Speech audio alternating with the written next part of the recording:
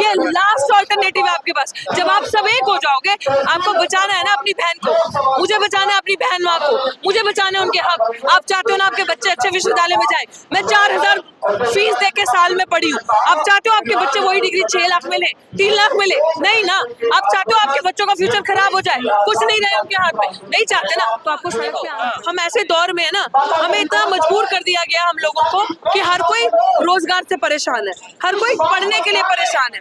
तो आप इतना बदलाव, मतलब लोगों को समझ नहीं आती। एक बारी लठ पड़ रही है, दूसरी बारी पड़ रही है, खाने को खाना नहीं। अरे कहाँ जाए हम लोग, पढ़ने को जगह नहीं है, पेट में बच्चे भूखे सो रहे हैं। तो इंसान सोचता करेगा, लेकिन अब धीरे धीरे लोगों में ये जागरूकता आ रही है कि असली जड़ तो कोर्ट में भी गए आप लोग, तमाम लोग, तो वहां से तो निराशा हाथ लगी ना। कब निराशा लगी? आपको किसने कहा? अभी आपने कल एक प्रदर्शन देखा, वो लोग नहीं है हम कि एक बारी लठ पड़ी तो बैठ गए, दूसरी बारी खाने को फिर तैयार हो गए जबरदस्त तरीके से। लेकिन बदलाव ला करेंगे, कुछ ही लोग बोलने वाले होते हैं, सब लोग बदलाव नहीं लाते।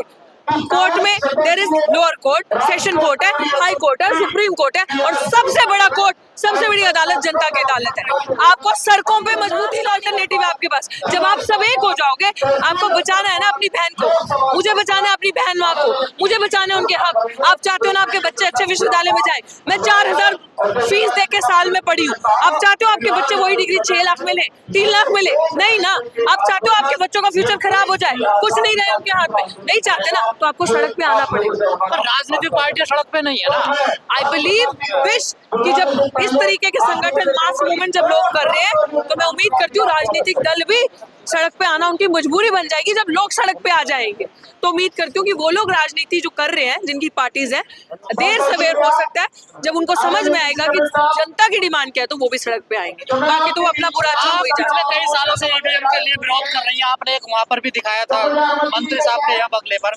लेकिन कोई हलचल, कोई नतीजा नहीं निकलता है चीजों का। देखो, हम ऐसे दौर में है ना, हमें इतना मजबूर कर दिया गया हम लोगों को कि हर कोई रोजगार से परेशान है, हर कोई पढ़ने के लिए परेशान है। तो आप इतना बदलाव, मतलब लोगों को समझ नहीं आती। एक बारी लठ पड़ रही है, दूसरी बारी पड़ रही है, खाने को खाना नहीं। अरे कहाँ जाए हम लोग, पढ़ने को जगह नहीं है, पेट में बच्चे भूखे सो रहे हैं। तो इंसान सोचता करेगा, लेकिन अब धीरे धीरे लोगों में ये जागरूकता आ रही है कि असली जड़ तो यही है कि जिस आप वोट दे रहे हो किसी और को, वोट जा रहा है आपका आपके विरोधियों को, दुश्मनों को, वो कलम की ताकत, तलवार की इस्तेमाल करते हैं आपके। वो कलम की ताकत जो आप उनको देते हो, वो तलवार की तरह इस्तेमाल होती है हर बार आपके साथ। तो लोगों को अब जागरूकता आ रही है कि हाँ, असली बीमारी ये है, असली जड़ ये है कि अगर इस भ्रष्ट जनता पार्टी की सरकार को हटाना है, तो सबसे पहले ईवीएम को हटाना होगा। तभी कितना भी विरोध कर लीजिए, आएंगे तो मोदी ही, ये दावा है। बिल्कुल सही बात है। हम भी कह रहे हैं आएंगे, आए मोदी जी, लेकिन पेपर बैलेट से, ईवीएम से ना आए। जिस दिन पेपर बैलेट आएगा, अगर मोदी जी आ गए, तो फिर हम कहेंगे हाँ देख लो सही बोल रहे थे। अगर पेपर बैलेट से चुनाव होगा, तब ये आपका डायलॉग बैलेट होगा। मैम ऐसा नहीं लगता दिक्कत कहीं और है और हम कहीं और हैं? बिल्कुल नहीं। क्या दिक्कत है बताएं, और क्या दिक्कत हो? विपक्ष एकजुट नहीं हो पा रहा है। ये बात आपकी सही है, विपक्ष एकजुट नहीं हो पा रहा है, ये बात आपकी बिल्कुल सही है। लेकिन विपक्ष में पार्टीज है ना, उनकी तो पॉलिटिकल पार्टीज है, लेकिन जो जनता है वो एकजुट होना जरूरी है। पहले जब जनता एकजुट हो जाएगी ना, यार करोड़ों की आबादी है, जब हम एक हो गए तो विपक्ष की मजबूरी बन जाएगी ना। उनको करने दो जो राजनीति करनी है। सेल्फलेस लोग जिनको किसी पार्टी से मतलब नहीं है, आप अपनी ताकत से सड़कों पे आओ, आपके पीछे पॉलिटिकल पार्टी हम देख रहे हैं आप विरोध कर रही हैं, ठीक है, लेकिन एक बड़ा तबका वो भी है जो मोदी जी के साथ है, जिन पे मोदी जी का विश्वास है, उस तबके को अपनी तरफ कैसे लाओगे? हम क्या करें उनको साथ? वो सत्ता के लालच में, वो आज उसकी बड़ी आबादी है, कोई बड़ी आबादी नहीं, ये आपका वहम है। सिर्फ डरे हुए हैं लोग इस समय। आधे से ज्यादा जो उनके साथ लोग हैं, वो खूंटे से बांधा हुआ जैसे कुत्ता होता है ना, वो है चाटुकार। क्योंकि उनको पता है कि हम जिए, हमारे बच्चे खाएं। उनको कोई मतलब नहीं बनता देश में क्या हो रहा है। उनको बोल दिया जाता है देख मंत्री पद दे दिया, चुप रहियो, अब जो हम बोलेंगे वो करना। This is what is happening. बाकी जो नीचे लोग हैं सब प्रताड़ित, सब परेशान है। Everybody wanted a change.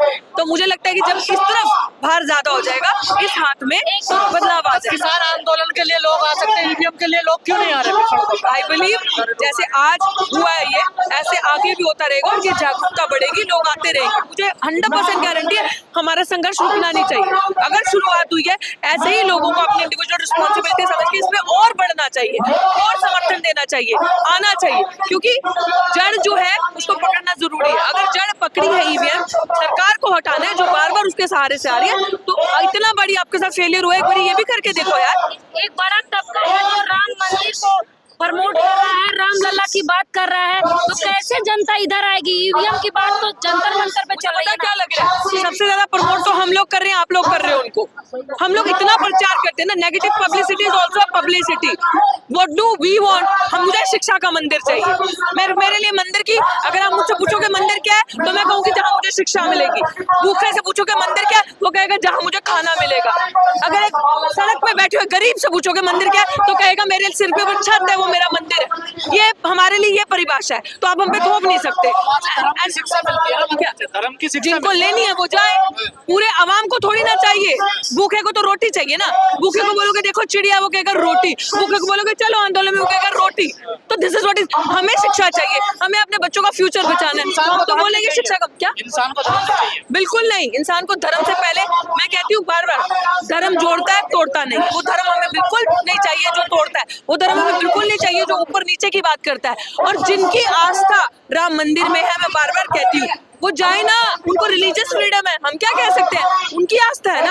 हम कुछ, क्योंकि संविधान ने उन्हें ये इजाजत दी है करने के लिए, they are free to go. पर मुझे शिक्षा चाहिए तो मैं तो शिक्षा की बात करूँ, अगर रोटी चाहिए तो रोटी की बात करूँ। राजनीति में आ गया है मंदिर का मुद्दा, कहा जाता है जो राम को लाए हैं हम उनको लाएंगे।